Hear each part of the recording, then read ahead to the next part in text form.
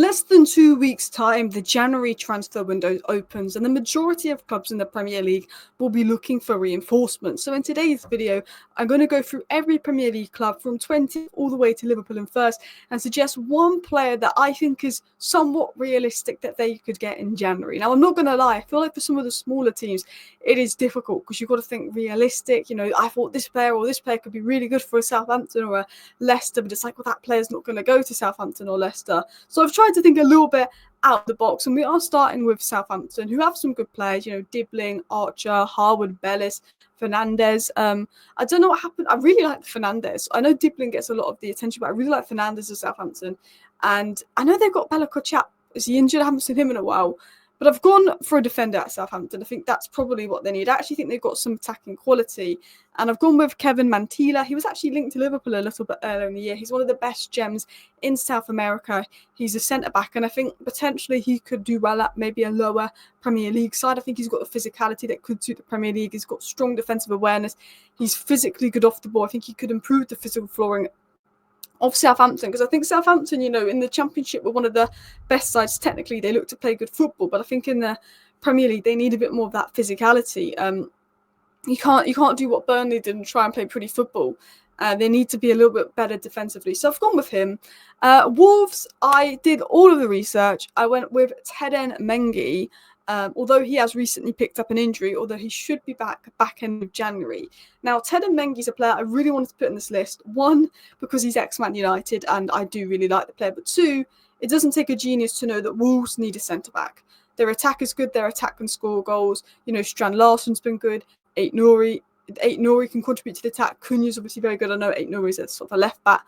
But their defence is leaky. It's injury-prone. It's mistake-prone. They need a centre-back. And Teden Mengi in the Premier League last season was fantastic. I'm surprised the Premier League side did not pick him up, as he's only 22 years of age. He was Luton's best defender, and Luton was so close to staying up that I think for Wolves it'd be very beneficial to have someone that's got Premier League experience but could be long-term, isn't going to kick up a fuss if Wolves do go down to the Championship. He's quick, he's strong, he's very good off the ball, good at intercepting. The only reason Man United sold him is because he was injury-prone and stuff. Everyone at Man United always rated him in the academy, and he's been fantastic for Luton when he's played this season. He was fantastic in the Premier League last season. And I think it could be a good signing for Wolves, because I'm trying to think realistic, what centre-backs are available, but also age, also profile. And I don't know who the next Wolves manager is going to be. That might be out by the time I've made this video or not. I'm recording this Thursday morning. But yeah, Ipswich, again, as I said, I think the clubs at the bottom are a lot harder for me to pick out players for, because you've got to be realistic. Delap's been brilliant, Leif Davis has been brilliant. I do rate Hutchinson, but maybe a winger for the other side, maybe some defensive reinforcements. Probably defensive reinforcements is what Ipswich need most, but they have been linked to Emmanuel Latte-Laff, and he has been fantastic in Middlesbrough this season. Now, I haven't watched loads and loads and loads of the Championship this season, but obviously I do like Michael Carrick, the Man United connections. I've seen a bit of Middlesbrough. I've also really enjoyed watching Sunderland this season as well. They've got some ballers. But we're talking about Middlesbrough. 10 goal contributions in 13 matches, 8 goals, 2 assists. Only Josh Meyer has more goal contributions.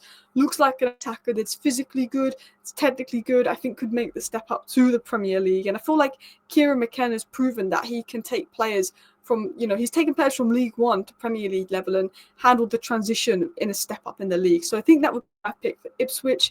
Leicester was really basic. Leicester have got Ruud van Nistelrooy in, but they need sort of improvements all over. But I think if Leicester could get one big signing that's just going to improve the overall quality of the squad and be their main man, they could get Kieran Dewsbury-Hall back, because he was like their best player last season. He's a fantastic player, not playing minutes at Chelsea. I think he comes back to Leicester. He just gives that team such a boost in general. I know that's a cop-out, a 6-month loan or something, people might say, but I think every Leicester fan would be happy with that. Everton was difficult because Everton are not scoring goals. So part of me thought there is talk of Tottenham trying to move on with Richarlison, but would Everton want to take the risk with his heavy injury record, wages, all of that? I also think long-term, maybe a fullback. I think Ashley Young's had a good season, but you've got to think longer term like that. And I've decided to go with a fullback. I've decided to go with the guy playing for Club Brugge, Maxim de Kuiper. He is having a fantastic season. He's been good for a while, actually. There was, when Man United were looking at fullbacks in the summer, people were even talking about him. And I was speaking to someone who watches Club Brugge, and he said that he thinks he's the best fullback outside the top 5 leagues and cannot believe he's not been picked up by a bigger club yet. He's in the 99th percentile for expected assists, 99th percentile for aggressive passes, and 98th percentile for defensive duels. You can see where he ranks first in the Belgian Pro League for key passes, expected assists, crossing, shot assists, long passes, through passes, progressive passes, passes into the penalty area. Everton lack creativity, Everton lack goals, and he could help them not just defensively, but going forward. In terms of Crystal Palace, I've gone with Carney Chukwuemeka. I think this could be a very Crystal Palace signing, Chalobah and Ketia. But I think this could be very good for Crystal Palace because he can play centre mid. I think he's better as a box-to-box. He has that sort of Jude Bellingham, Paul Pogba thing about him in terms of his physicality, his carrying, his powerfulness. Obviously, really highly rated, not got the minutes at Chelsea, but I think he's such a talented player. Could even play out wide. And I just think he's a physically dominant player. I think that would help improve the physical flooring. I think his ball carrying, his ground coverage. I think with the right manager, I think he could be moulded into a really good player. He's really good at winning duels, holding the ball, holding possession. I think he's technically skilled, but he just needs to run the games. He just needs to run the minutes. And I think that he's someone that will be capable in the Premier League. And a bit like how Adam Wharton came in January and did the step up, I think that he could be someone for Crystal Palace. West Ham was difficult. I thought, could they go for an Evan Ferguson? But maybe they want someone that's more in form. Again, I think I'm going to go with Vissa. Now, I don't know what Brentford's chances of selling him is. But obviously, Antonio's out. Fulkrug hasn't really hit the ground running. This guy can play left wing as well if needed. I just think with Vissa, he's versatile, he can play across the front three. He's got 10 goals and 1 assist in 13 starts this season. He's very good off the ball, knows how to make runs, can dribble with the ball, clinical finisher, physically strong. I think he could really bolster that West Ham front line. And I just think that, he's someone that's ready made now. He's someone that's going to make an impact. And Mbeumo's the big name at Brentford that I think will be really difficult to get in January. I think they'd be more likely to let Vissa go. I think Mbeumo would be unbelievable, but Vissa can play left central, Mbeumo can play right central, and obviously Kudus and Bowen are very good on the right. So I was thinking someone that's more left-sided. I do think Somerville's a good signing for West Ham as well. And I think that you made some decent business in the summer, and I think one of the reasons you're underperforming as manager, but I think a striker that can score goals, I think in the Premier League, I think that's probably what West Ham need. With Manchester United, have gone with Miros Kerkez. Manchester United, there's a lot of areas we need to improve, but I think every Man United fan can agree that left wing back is the number one priority. Luke Shaw and Malacia have played about 100 minutes combined this season in the Premier League, and they probably played about 300 minutes combined last season in the Premier League due to fitness issues. Now, if Man United were playing about 4, I would have said someone like Anthony Robinson, but I think Miros Kerkez, in terms of his ability to get forward and his, the attacking output versus Tottenham and Manchester City, he showed in big games this season, could really suit Amrin Ball. I think United still need another athletic midfielder that can cover ground, a left 10 if they're going to sell Marcus Rashford, and maybe a physically imposing centre-back. They need to improve their left-hand side. The right-hand side of Amad Diallo, Yoro Masraoui Meno is very good. It's their left-hand side at United that needs improvement. But his all-round game is significantly improved. Like Miros Kerkez was thinking to United a year ago, I was like, I like him, but I think he needs another season at Bournemouth to develop. And I think he's really needed this season at Bournemouth to develop. But I think he's been fantastic. He's a ball carrier. He's very quick. He can really get down the flanks, really cause an issue. Good crosser in the final third. And I think that's exactly what United needs. Someone that's going to get down the flank, cover the ground, has got the intensity that Ruben Amorim wants to play at, as well as being able to put in a cross. And I think maybe you could pick him up for around 35 million in January, which I think, considering his age, is a good deal. So going into Newcastle, I think the priorities for Newcastle would be centre-back and right wing. And I think if Mbeumo was available at a decent price, I think I would absolutely pick Mbeumo for Newcastle, because he can even be Isak cover as well, because Callum Wilson can't stay fit and Osula just doesn't seem to be very highly rated. But I've gone with Bakayoko. He sort of reminds me of Doku, but more of a right wing version. Elements of Nico Williams, but I think he's someone that could play on either wing but does prefer the right wing, and he's just someone that can carry the ball, that can dribble the ball, that works hard, is very skillful as well. And I think he's a skillful player that's a good dribbler, but he's also physically strong, and I think he could suit the Premier League. And whenever I've watched him for PSV, and I don't watch loads of the Eredivisie, I watch PSV more in the international competitions, Europa League, Premier League. He has impressed me, and I think there's a talented player in there, and I think he could suit Newcastle. Again, and Mbeumo would be my first pick, but I'm trying to be realistic, and I think out of the right-wing options out there, he's very, very talented. Brentford, and this was one that Brentford have been linked to. Now, I saw that Brentford have been linked to him by some sources in Italy. Now, they're probably not the most reliable sources, and apparently he's going to be available for 15 million. Now, I think Brentford are a very strong side, but definitely leak goals defensively, and maybe I should look more at defenders for them or fullbacks with the contract situations going on. But they score goals. But I do think a DM that is going to protect the back line and just give the midfield a bit more stability could be a really good addition for Brentford. He's obviously around 15 million apparently, and he reminds me a little bit of Kante, Garte, sort of off the ball in terms of duel winning. He's got high energy. I think counter press would fit Brentford's high energy style, and I think Brentford are very good on the ball, very good getting forward, but he's someone that is special when it comes to off the ball and doing that work to help Brentford improve defensively. Going into Tottenham, and again, I had a few options here because it is about how realistic it is. Would Nottingham Forest sell Murillo for anything under 50 million in January? I'm not sure with the season that they are having, but it's very obvious that Tottenham's number one priority needs to be a left centre-back that also has the ability to play left-back if needed. There's not really cover for a doggy. There is Ben Davies, but he looks better at left centre-back. Ben Davies, Mickey van der Ben injured. A doggy's dropped off a bit and is injured. Doesn't have much trust in Spence. I think while Tottenham probably wants someone who can stay fit, unlike Richarlison, so they can actually rest Solanke and maybe a more proven winger, although they've got Odebear and Mikey Moore to come back in. I think the left side of the defence is a priority, and I think left centre-back, left-back hybrid. I thought of Hanko, I thought of Hato, Schlotterbeck, Luca Bar, but I just don't think they're realistic. But I think Murillo, with his age, with him being Premier League proven, with him being very mobile and able to defend wide spaces and good on the ball, he has everything that Ange Ball's system would want. He can play left back, he's comfortable on the ball, he's comfortable in the high line, he can cover ground. He's not maybe the most physically imposing centre back in the world, but he absolutely can do a job in the Premier League, and he's been fantastic for Nottingham Forest this season. One of the best centre backs in the league, and I think Spurs, they only signed one player that wasn't a teenager for Ange in the summer in Solanke, and I know they spent money, but they need to go big and back Ange. Brighton is one of those teams that, again, is very difficult to pick out for them because they get recruitment so smart, spot on, all over the place. They've got loads of young talents to come through. But I've gone with a defender because Dunk's not been at his best. Webster's got 18 months less than Veltman, who's fantastic. I think his contract is running low and he could be picked up by clubs in the summer.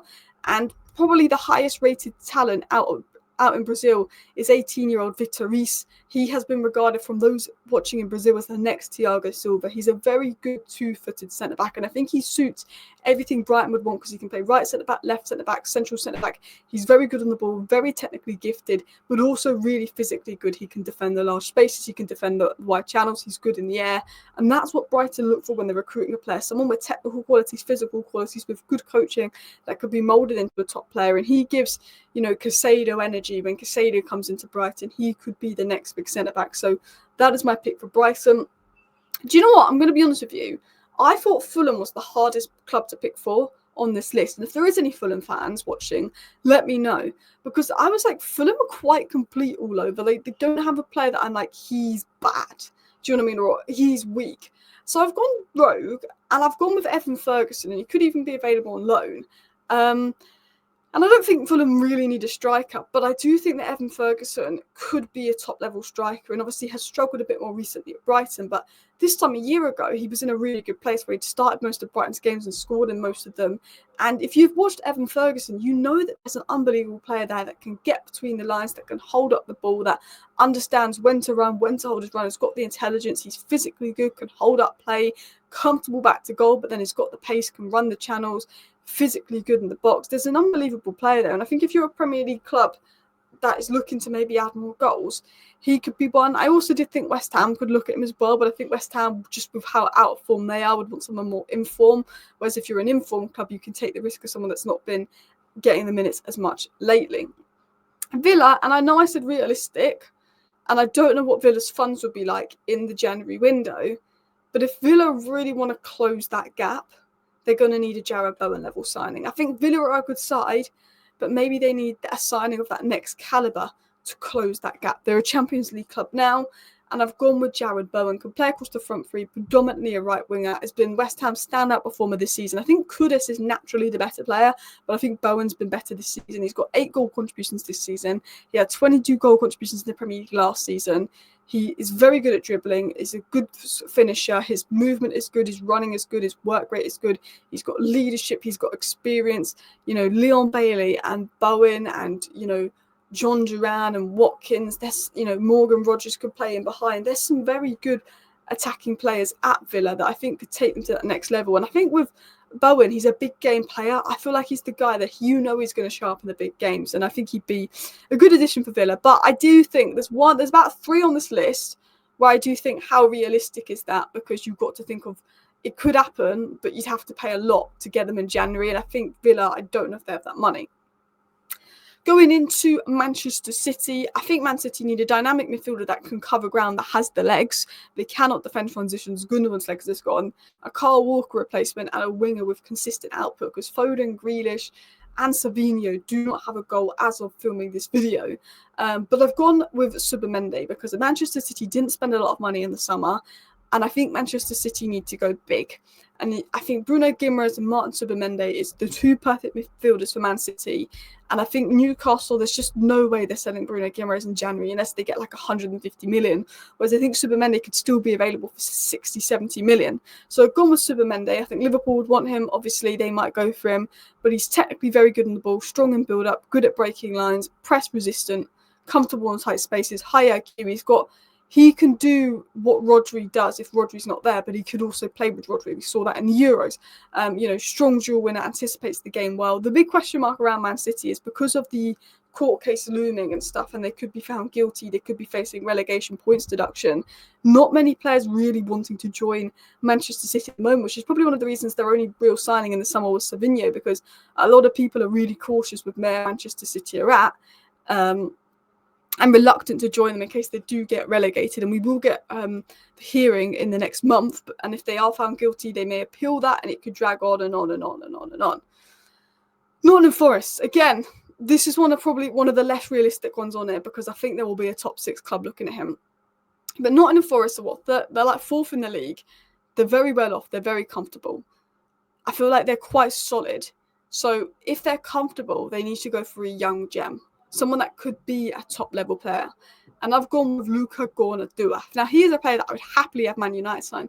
I did a scouting report on him in the summer. Fantastic, technically good DM. Maybe a Liverpool will look at him. Technically gifted, physically gifted, elite IQ, passing, vision, press resistance. They went and got Murillo, a gem, out in South America. He's not playing in one of the big leagues. They could still get him for a decent price. I think Nottingham Forest, it doesn't have to be Gornadua, but they need to look for me at a gem that's not in one of the big 5 leagues, that is young, that has the technical and physical attributes that, like Murillo, you might get for like cheap, and then you can sell for 50, 60 million just 2 seasons later. I think that's the type of player Forest see, because they're solid. Chelsea, I've gone with Diamonde. It was tossed up between Lukeba and Diamonde, but Lukeba prefers the left side. Diamonde prefers the right side, and I think he could be a good partner for Colwell. What Diamonde's got is the physical abilities. Off the ball, he's very physically imposing, which I think could partner Colwell well. He's obviously very young. It was between him and a goalkeeper. I think goalkeeper's one that you could look at in the summer. But he's a backline leader. He's very calm and composed on the ball, very good under pressure, very comfortable, very versatile, strong, athletic. He's dealt with the Haalands, he's dealt with the Lukakus. You've seen that in games. Physically imposing, which I think is a good partner for Colwell, but also technically good enough on the ball, which is what Enzo Maresca would want. Breaking lines, carrying the ball, covering ground. I think he's got the physical and technical traits that Enzo Maresca would want. Arsenal was a difficult one, because I look at Arsenal, I think Alexander Isak is who I'd pick for Arsenal in a heartbeat, but Newcastle aren't going to sell him in January. I just do not see that happening. Nico Williams is another one. I just do not see that happening. Kvaratskhelia, another one. I do not see that happening. Xavi Simons was one I was thinking of here and there, but I've gone with, and I thought Lookman as well, but I've gone with Semenyo. As I'm trying to think realistically, if you gave Bournemouth a bit of money, I think they could sell in January. I think Arsenal need a left wing, left centre middle striker. This guy can play anywhere across the front 3. He could even probably play as a wing back. He's got good defensive output. But what I like about Semenyo is his dribbling, his ability to take on people. He's pacey, he's a threat in transition. He gets forward 1v1, he can beat his man. And I think that Arsenal need a bit more of that. They need someone that's really direct and wanting to make something happen. He actually ranks first for carries in the Premier League this season, and then he also ranks first for carries leading to chances. But 1v1, he wins back his duels, he gets back, which Arteta will like. He has the work rate, he has the athletic flooring, but he's versatile. He can be good if he comes in centrally, he can be good out wide. I think there's a top player there, and there is rumours of Arsenal even looking at him. And last but not least, we have Liverpool.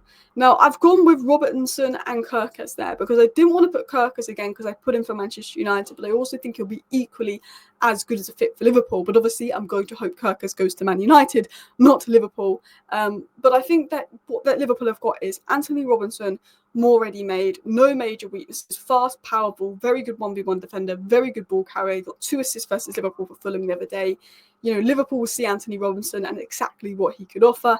Very good player all round, but he's 28 years of age. Cherki is more raw. He's not as good defensively, but getting forward in terms of slot ball, in terms of the energy, in terms of the long-term plan, Cherki could be a better fit for Liverpool. Just didn't want to put just Cherki because I put him for Manchester United, and the bias in me was want Cherki at Manchester United over Liverpool. But I think he's aggressive, I think he's dynamic, I think he could get forward. I think if you look at Liverpool's strongest 11, Robertson is probably the weak point there. I think they maybe need a left centre-back because Kwanzaa maybe needs a loan. They never replaced Matip. They probably need a DM so they can actually rest Gravenberch here and there and play Gravenberch as an 8. And I think Darwin Núñez will be moved on in the summer. But I think in January, left-back is probably that weakness. And Cherki and Anthony Robinson, you know, Dorgu's a good option, Ait-Nouri's a good option. But I look at back four, I look at slot ball, I look at abilities to get up and down the flanks. And I think they would be my 2 standout picks. It just depends if Slot wants someone that's ready right now or Slot wants to go with someone a little bit younger and a little bit more raw. But that's who I picked out for Liverpool. Now, that is my video on one sort of realistic signing I think every Premier League club should make. Let me know your thoughts down below. Thank you for watching. Bye.